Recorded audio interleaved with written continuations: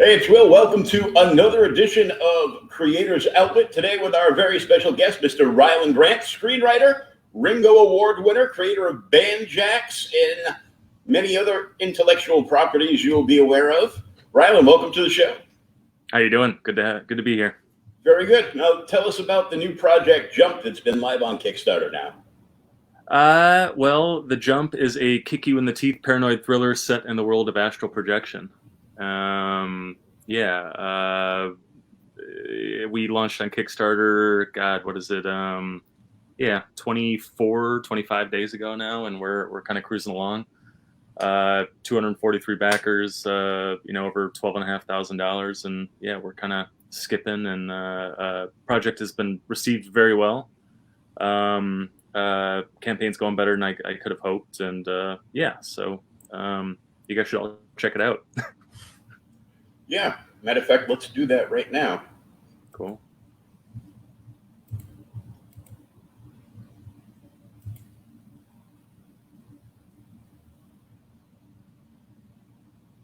Are we getting sound on it? Oh, it's not sharing the sound on me.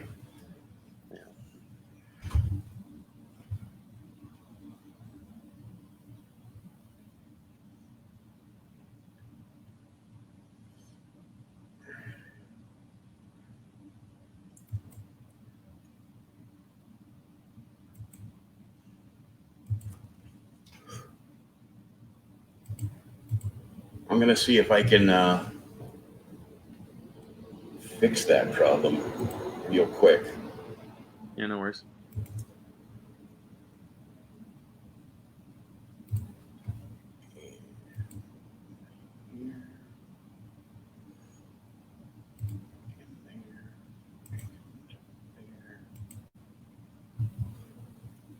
It's a great freeze frame of it. Whoops. Yeah. There we go. Okay, perfect.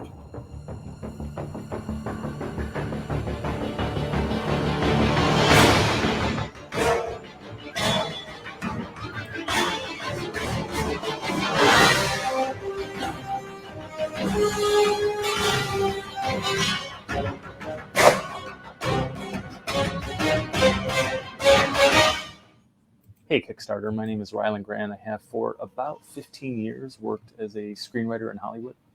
I've developed film and television projects for folks like J.J. Abrams, Ridley Scott, Luc Besson, John Woo, Justin Lin. I swerved into the comic book lane a few years back. My first book was a love letter to 70s paranoid spy thrillers called Aberrant. Action Lab Danger Zone published it in 2018.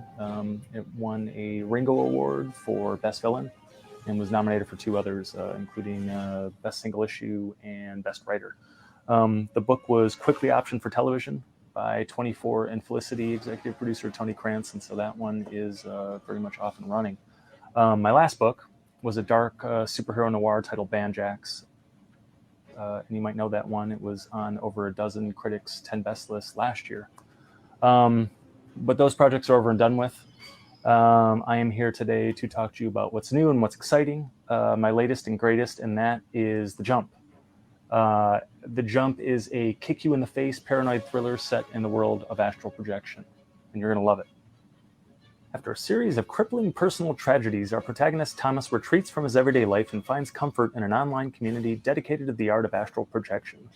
When he demonstrates a unique aptitude for the practice, Thomas becomes the target of a mysterious corporate political machine known as Ajax, bent on using promising young practitioners to win a centuries-old war on the astral plane. The Jump is a smart, grounded, high-concept sci-fi thriller full of meaty twists and turns. It is essentially Inception meets The Bourne Identity if it were dripping with macabre and directed by David Fincher. Now tell me that doesn't sound cool. The art is done. The book is completely ready to go. We just need the funds now to print it up and get it to you. Any additional cash will be put towards art for issues 2, 3, 4, and beyond. This is going to be an ongoing series. You're going to love it for years to come, I promise you. Now we have some great rewards for potential backers down below. 3 amazing variant covers, original art, the chance to actually appear in the book, the chance to come on to the film and TV property as a producer, and there is tons of creative stuff for all you process junkies. So yeah, take a look below. Pick a tier you like, and then please, please, please come make the jump with us.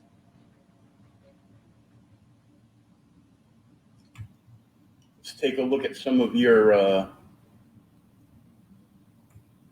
jump-ons. Yeah.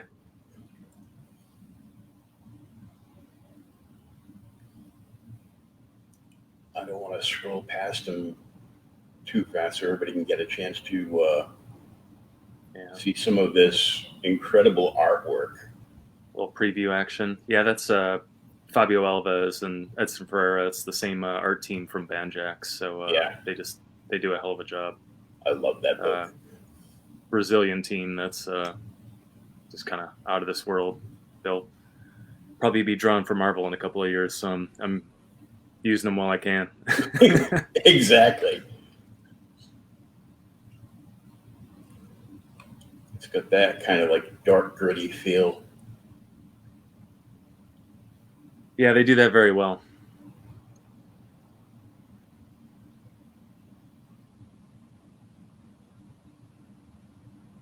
Yeah, and you're seeing it kind of put into action on these test pages. But it's an interesting book from an art standpoint, and particularly from the coloring standpoint and all that, because the book kind of takes place on three very different planes of existence. There's kind of the regular world that you saw in pages 1 and 2 that kind of we're used to, just kind of a regularly colored comic book page. But then when we're with our protagonist, he's kind of in this depressive state, and so everything is very muted and in those kind of ugly green tones. It's almost like a desaturated, almost black and white look, but it's it's very green and stuff like that. And then when he goes to the astral, when he's on the astral plane, these kind of vibrant colors come to life, and so the whole book is kind of this conversation in color, this tug of war between these. You can have a three-party tug of war. That's what it is.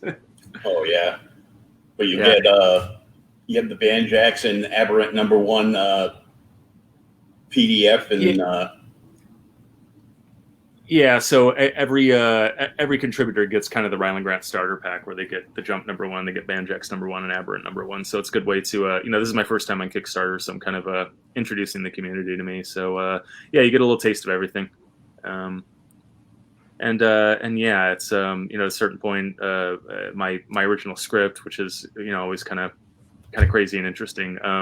I come from a filmmaking background, obviously. So you've read my books. I give myself a writer director credit in all the books, which pisses some comic people off, but fuck them.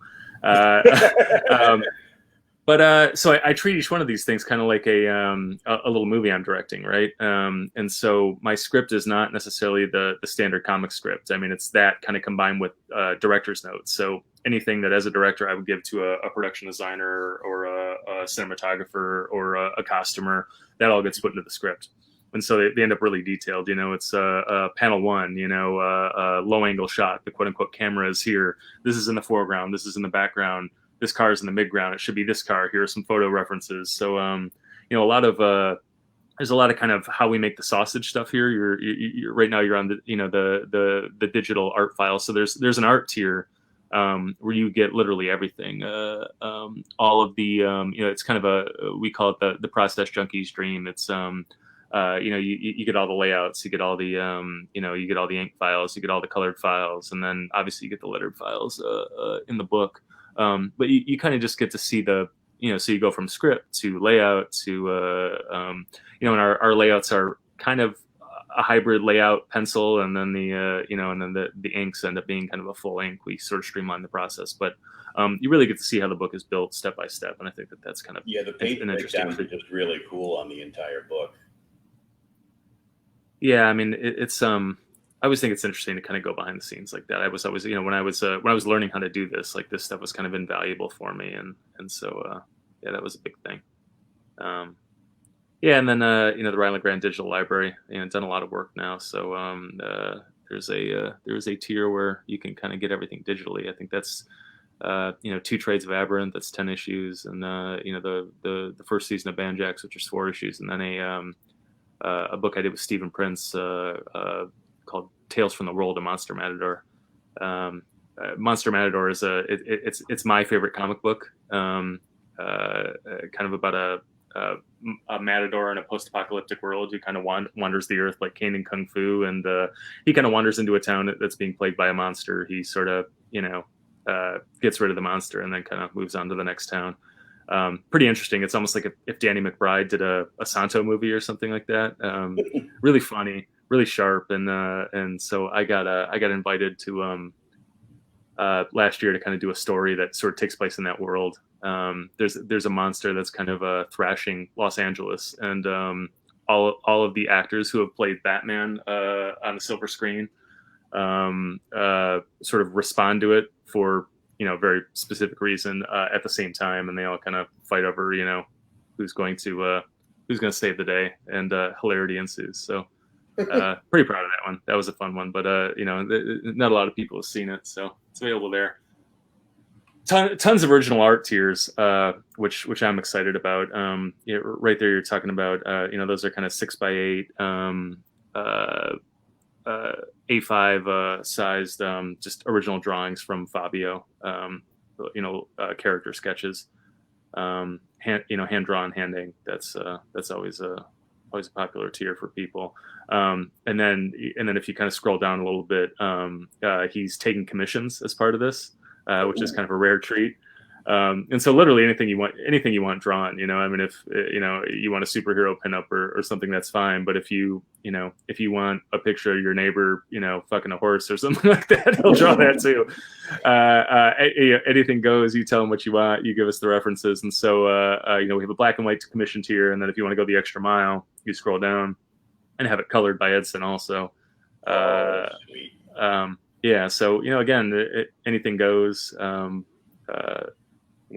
That's an interesting tier, and then some interesting ones. I mean, it's like when you're doing a Kickstarter, the thing that's so amazing about Kickstarter is that it's so interactive. I've been putting out books in comic shops for a couple of years now, and the interaction is very limited. I mean, obviously I have my social media, and there's a lot of fun that happens there, and I do a lot of cons, at least in Southern California. And I get to meet a lot of people there, but you don't have kind of the instant feedback. And there's Boogie Bentley. How you doing, man? Good to see you. Good to hear you. There's instant interaction, instant feedback from the fans, and it is a very rabid and very active fan base. And so I didn't just want to do some lame like cookie cutter Kickstarter. I could have done that, and it's my first one. But so I talked to a lot of people and who have done it before, and I was trying to find ways to kind of really make it an interactive experience. And so this is kind of the beginning of that. We will put you on any one of our covers. As you can see here, we have, and I mean, we're known for our variant covers. I mean, if you read Banjax and Aberrant,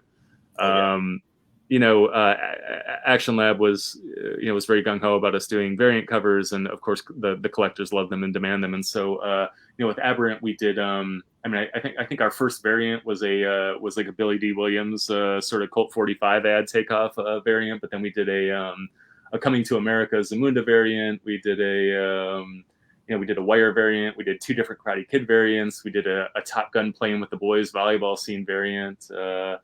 Wienermobile variant, and then we got into it with Banjax too, where we did a Gremlins variant that was very popular at San Diego Comic-Con, and then for Baltimore Comic-Con we did a Rocky 4 variant, which people were got over. So we tried to keep things good and crazy here, and so we have an Ice Cube Today Was a Good Day variant. If you remember that song, you remember that video, we have probably about a dozen references to the video there, and you have our character kind of leaning on the on that beautiful Impala that he was driving in that, and then of course you scrolled past it before, but we have the our Ghostbusters variant.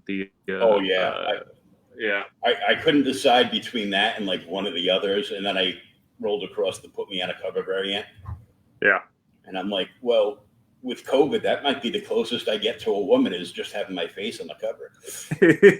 Yeah, that's funny. We can stick you right there too, which is really funny. Gomer, how you doing, man? Good to see you. Good to hear you. so yeah, we will actually put your face on one of these covers if you want to be sitting on that 64 Impala, or you want to be in that bed, or if you want your face on the Stay Puft Marshmallow Man tearing up New York City, then we will do that. And that would be too real. Too real, sure.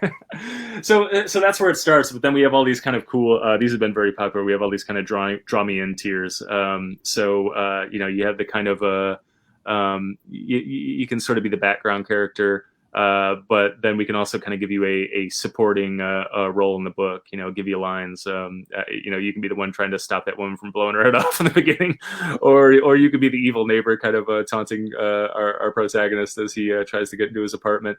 And so that was good. And then probably the most fun is we're doing original stories starring backers. So we will do a 5-page story that takes place in the world of The Jump, but starring you. And so we sold one of those first day, which was very exciting. But then we very quickly had 2 more Draw Me In backers, and I assume that the Draw Me In backers wanted to be in the main book, but no, that wasn't the case. They were friends of the guy who bought the original Jump story, and they wanted to be in his story.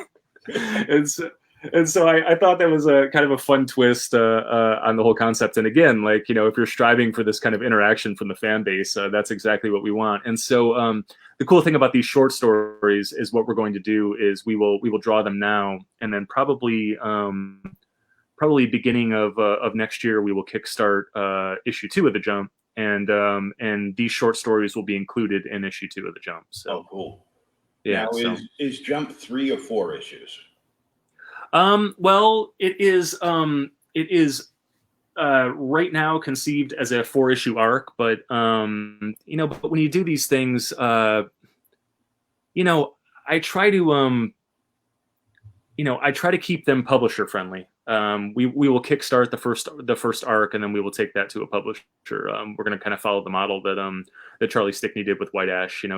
Charlie has kickstarted 5 issues of White Ash, and then he took that to Scout, and they've had a really good release, and that's been a great experience for him. You saw Kevin Eastman and David Avalone do it with Drawing Blood. Also, they're kind of kickstarting an arc at a time, and then publishing it traditionally. So we're going to do that.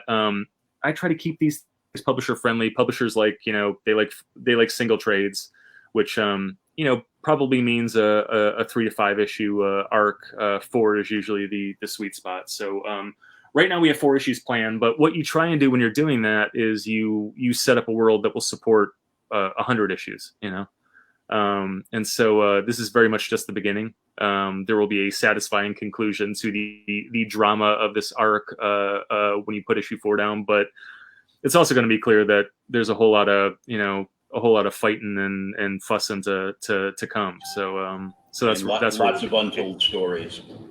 Yeah, totally. We're the open universe. Yeah, kind of creating a really big, crazy world here that you can set a lot of stories in. So yeah. And then somebody can hang out with you on Skype. Yeah, and this came from part of it was so I have for years done how-to panels at cons, and those always go over really well. We just get kind of enthusiastic people, and so it's it's mostly publishing your first book or kickstarting your comic or all of these things. It's mostly people who are kind of would be creators who kind of don't know how to do this. I mean, it was 5 years ago. I'd written movies for a long time, but I didn't know how to make comics, and so I was the guy sitting in the audience in a panel trying to figure this stuff out, and it took me a while, but eventually I kind of got the right information together and was able to put Aberrant together. I think you got it down pretty good. Yeah, thanks. But once I had a hold of all that stuff, I thought it was kind of it was wrong to kind of hold on to it, and so I started kind of, and I made a lot of friends in comics, so we'd get together and we'd get up on a stage and kind of tell people how to do this, and so COVID has kind of obviously crashed the con scene, but when when Creators for Comics happened, a few months back, I was looking for something to auction off just to kind of benefit the cause, to benefit comic shops. And, you can do signed books and stuff like that, and those go over fine. But what I found was really popular were these one-on-one Skype sessions, right? And so I put them up for auction at, I think it was $100 a piece or something like that. And, I think I sold 6 of them or something like that to benefit Creators for Comics. And so, figured I would do that here too. And so basically you set the agenda. I mean, if you want to, if you want to talk breaking into the film business or breaking into the comic business or getting your first comic off the ground or getting your Kickstarter off the ground, I'm yours for an hour, and you can just, pick my brain and stuff like that. So, that's a good one. And then you have the producer tiers, which are also very popular.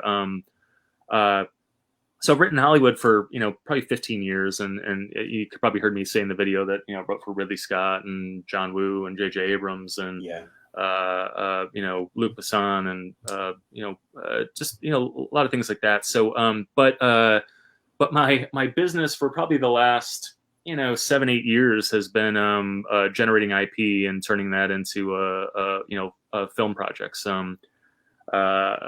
Started off with short stories. There was a time where it was easy to sell specs and pitches in Hollywood, and then that kind of crashed, and I had a few lean years. But then we entered this age of IP, meaning that like everything kind of had to be based on something, whether it was a comic book, a video game, a novel, a short story. And so kind of wised up at some point, and I'm like, well, if they want IP, I'll give them IP. And so I took an idea that I knew I couldn't sell as a spec or a short story, a spec or a pitch, excuse me, and I wrote it as a short story, got the short story published, and then kind of overnight we had a bidding war in Hollywood. We had Justin Lin on one side coming off of his Fast 6 opening, which I think was the largest opening in Universal summer history at the point, and then we had Brett Ratner and Robert De Niro on the other side. And so agents, managers kind of thought that was a fluke, but I was convinced it wasn't. And so, to make the long short, I did it 6 more times with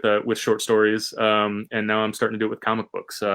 Aberrant came out. And then, I think it was 2 weeks before the second issue hit, comic shops. It was, optioned for television by Tony Krantz. So, who produced 24 and Felicity and produced Mulholland Drive for David Lynch and is doing Wu Assassins at Netflix and a bunch of other stuff. So, so good track record here. And so, The Jump is a comic book first, and it lives and it breathes as a comic book. But this story is big and bad, and it's cool. And you don't see a lot of good astral projection stuff out there. So, we're taking this.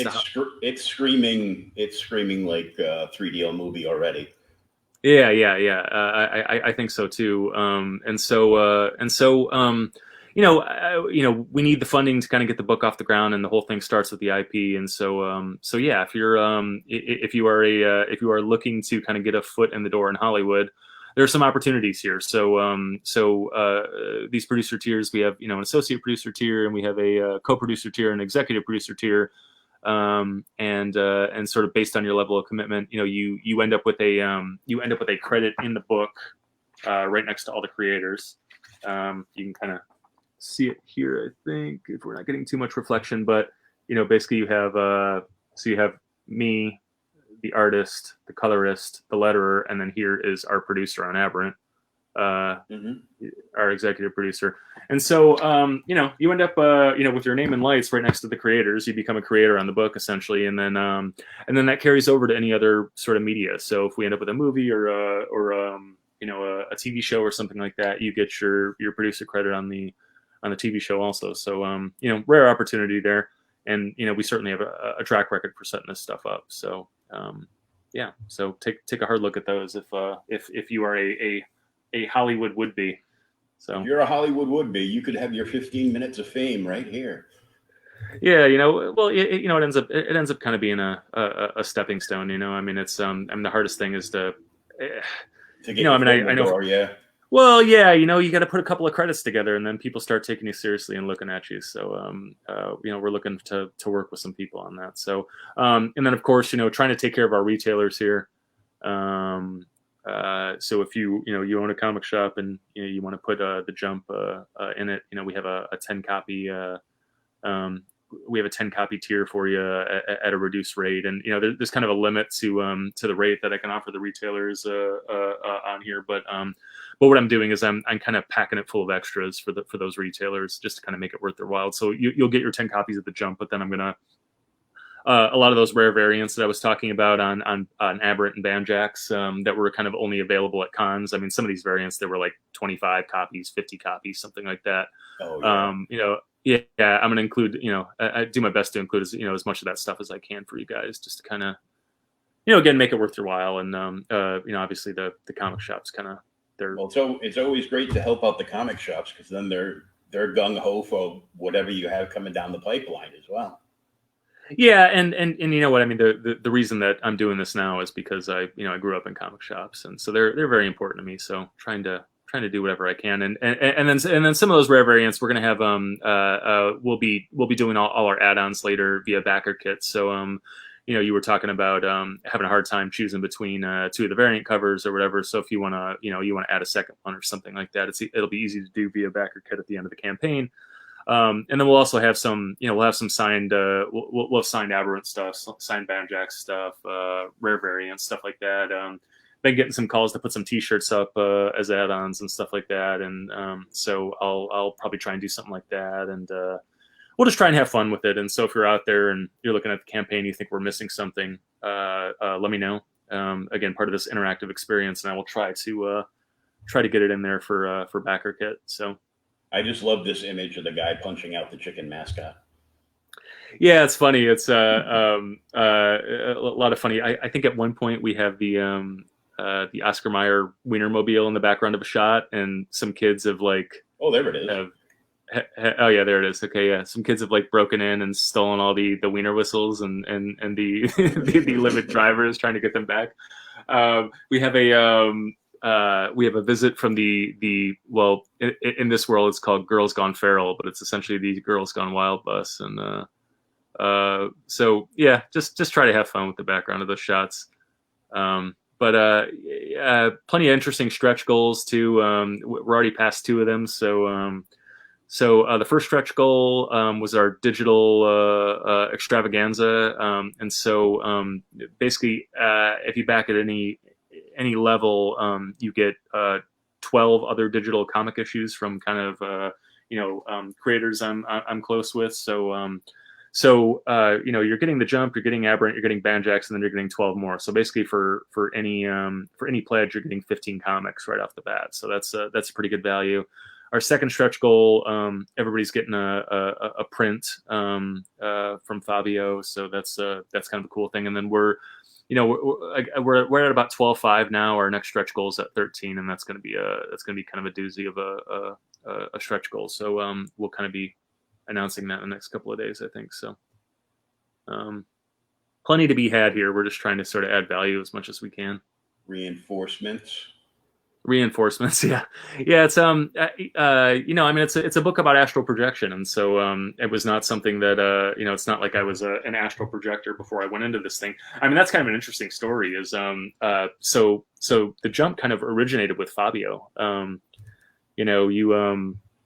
I have plenty of ideas, plenty of things on the burner, and of course I could have gone to Fabio and said, "Hey, draw this," and he would have been fine with it.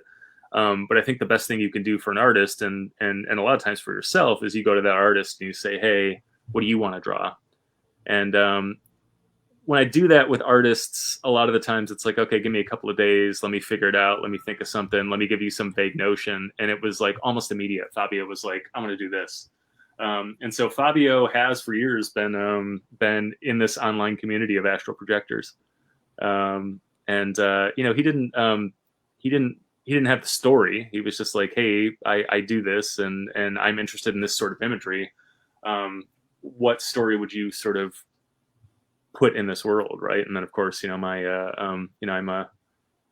love the paranoid thrillers and whatnot, and so I found my way to set my Michael Clayton in this world or whatever. So Fabio is very knowledgeable, but also Fabio is an active member of this community. And so back to that reinforcement question.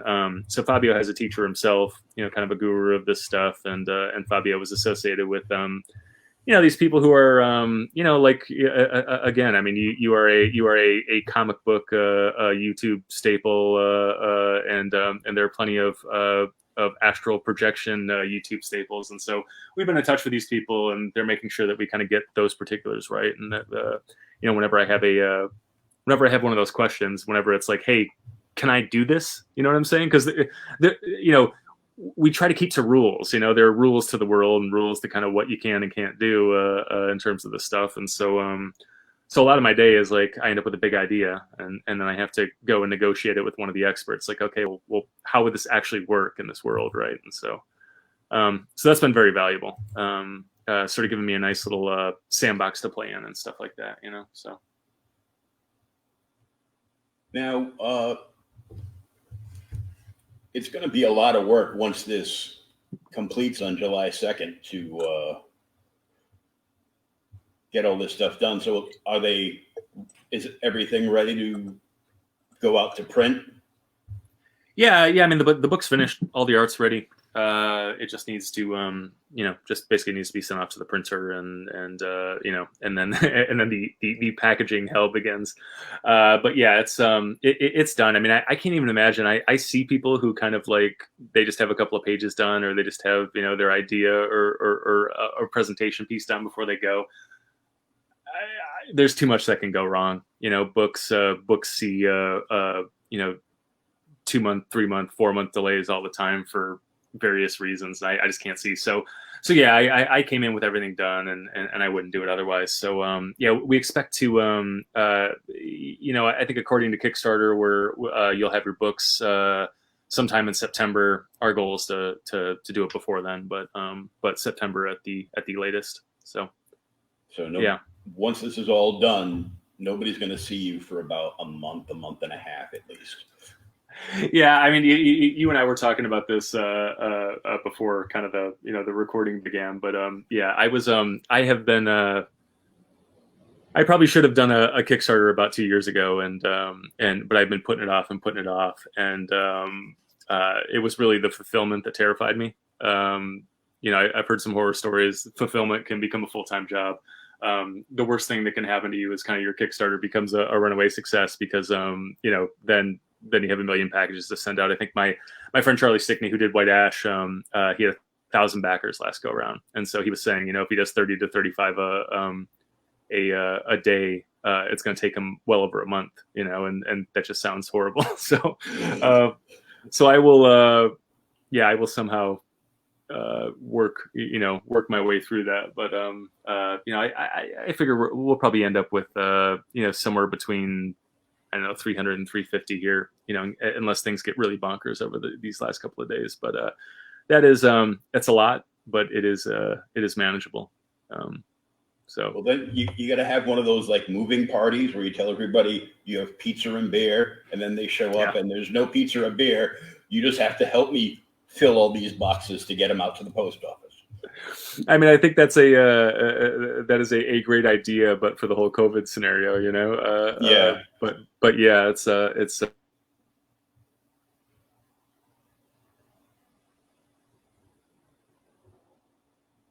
we froze.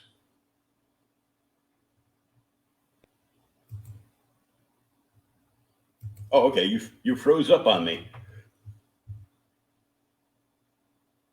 Okay. There we go. I don't know if that was you or that was me, but we're back. Yeah, so due to the whole COVID thing, you can't really invite a whole bunch of people over.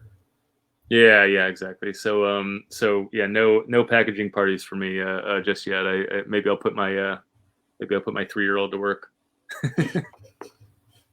Hold this. No, SpongeBob. Yeah. Well, we want to wish you all the best. I've already backed a copy, and I will probably be adding one of the other variants onto it, because I have to have at least one. Excellent. I just haven't decided yet. I know Boogie and Ryan already backed the project. Yeah.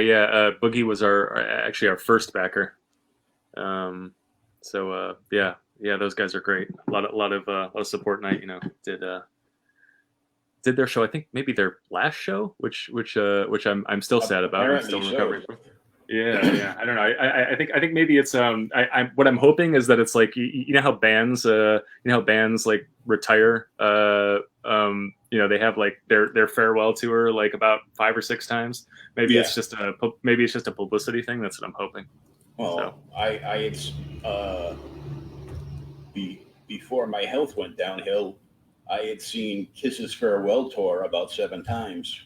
Yeah. that was prior to 2016. They're retiring again, so who knows? Yeah. God. Yeah. How old are those guys now? They gotta be in their late 60s, early 70s. Yeah. I mean, it's still rock though. I think the oldest member of the band isn't in the band anymore, but Peter Criss is in his early 80s right now. Yeah, that's crazy. I mean, you really do have to know when to hang it up. I saw I'm an unironic Kenny Rogers fan, or was at one point at least, and I saw Kenny, a few years before he died, and it was pretty rough. I mean, he just basically couldn't move around the stage. He just basically stood in one place for about 45 minutes and sang medleys, and then got out of there as quickly as possible. It was really sad. So I think particularly if you're and that's Kenny, he's pretty slow and easy. I think if your brand is being a badass rock and roll band, I think you got to know when to kind of let enough be enough, right? Yeah, just imagine if Elvis was still alive. Yeah, he'd be going around in a motorized wheelchair. Oh wait, that's me. Yeah, I mean, all that gyrating, it takes a toll on the hips and the knees. So I don't think Elvis would have. He wouldn't have lasted. His legs wouldn't have lasted long. Maybe only a couple more years after when he did pass. Yeah. But we want to thank you for coming on the show. I know you're very busy today and every day for that matter. So we want to wish you luck with your very first Kickstarter. And we hope to see you again when issue 2 is on the way. Yeah, thanks so much, man. Thanks for having me. I'll knock on your door again when that's live. Back the jump on Kickstarter. Head over right now. Thank you. Thanks, man. Much appreciated.